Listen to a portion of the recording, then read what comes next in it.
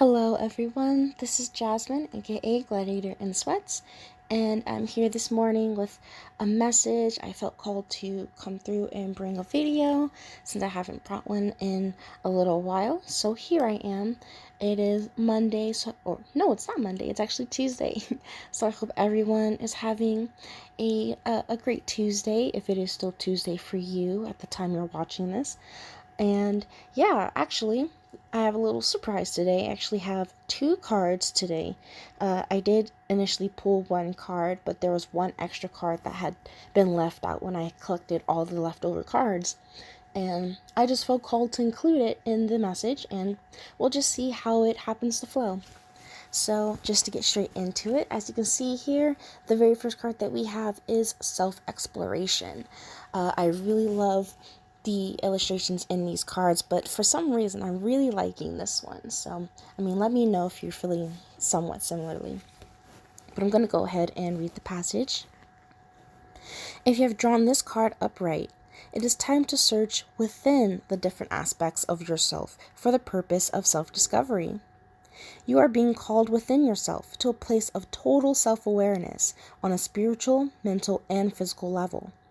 Keep in mind that you are a multidimensional being, and so there are multiple angles from which the quote-unquote self can be approached. You are meant to see yourself more clearly by looking within yourself for the answers. This is a time to be introverted. Now is a good time to get help from someone who can assist you to go within and explore yourself. You are living too much of your life in a state of subconscious reactivity. It is time to make yourself known to yourself. Be open to the idea that no matter how much self-exploration you have done in the past, you still don't know yourself at all. I thought that last sentence was actually pretty interesting, but it really makes me think a lot about those things, a lot about how much maybe we participate more in codependent behaviors or interactions with people because we aren't always being our true self, or we're more, as it mentioned, in a state of subconscious reactivity, and instead of a state of being able to respond, which, is responsibility. That's really what responsibility is about. So I really liked that passage, and it also really tied in well with the message that I read this morning from my book that I've mentioned a few times in my videos, The Language of Letting Go. So I actually do want to read this passage too, now that I'm just thinking about how much it really did sort of hit on these things as well. So I'll go ahead and read this passage, and then we'll move to the next card. The title of this passage is called Accepting Ourselves. While driving one day, a woman's attention focused on the license plate of the car ahead. The license read, "Be who you are." "How can I?" she thought. "I don't know who I am." Some of us may have felt confused when people encouraged us to be ourselves. How could we know ourselves or be who we are when, for years, many of us submerged ourselves in the needs of others? We do have a self. We're discovering more about ourselves daily. We're learning. We're deserving of love. We're learning to accept ourselves as we are for the present moment, to accept our feelings, thoughts, flaws, wants, needs, and desires. If our thoughts or feelings are confused, we accept that too. To be who we are means we accept our past, our history, exactly as is. To be ourselves means we are entitled to our opinions and beliefs for the present moment and subject to change. We accept our limitations and our strengths. To be who we are means we accept our physical selves as well as our mental, emotional, and spiritual selves for now. Being who we are in recovery means we take that acceptance one step further. We appreciate ourselves and our history. Being who we are, loving and accepting ourselves, is not a limiting attitude. Accepting and loving ourselves is how we enable growth and change. And the affirmation at the bottom of this passage says, "Today I will be who I am. If I'm not yet certain who I am, I will affirm that I have a right to that exciting discovery."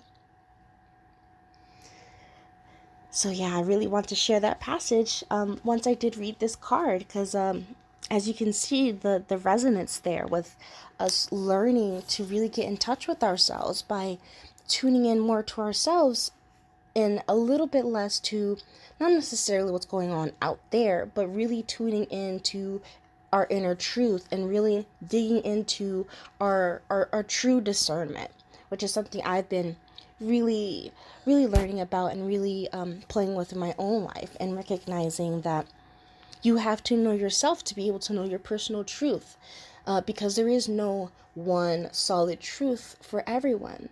So yeah, I just want to share that passage. And lastly, let me follow this up with the second card.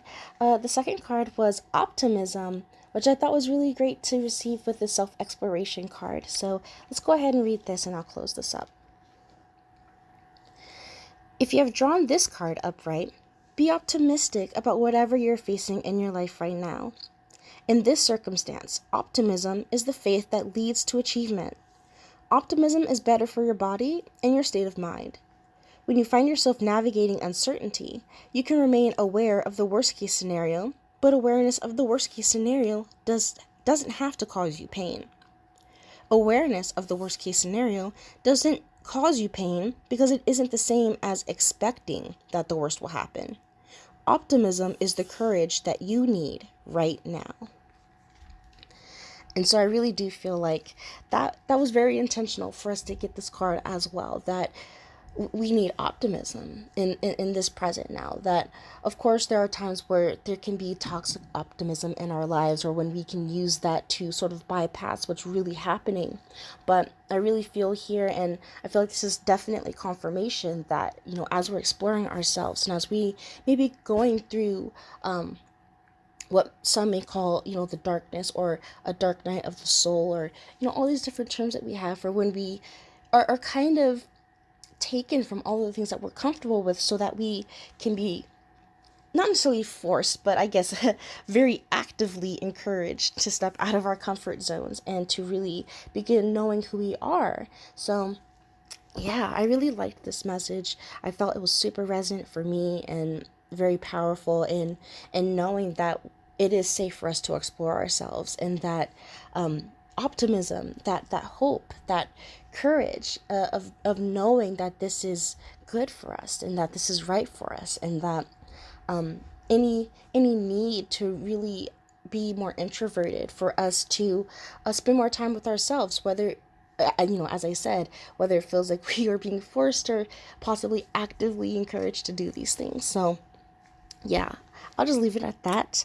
Thank you so much, as always, for tuning in. I just really like being able to pull a few cards and share a couple messages that may resonate for you and that you can carry with you throughout the rest of the week. So, as always, you can find me on Facebook or Instagram. The links to those are in the description box, as always. And you can also reach out for personal sessions for readings. Otherwise, I do hope that everyone has a wonderful week, and much love and many blessings. Until the next one, guys. Bye.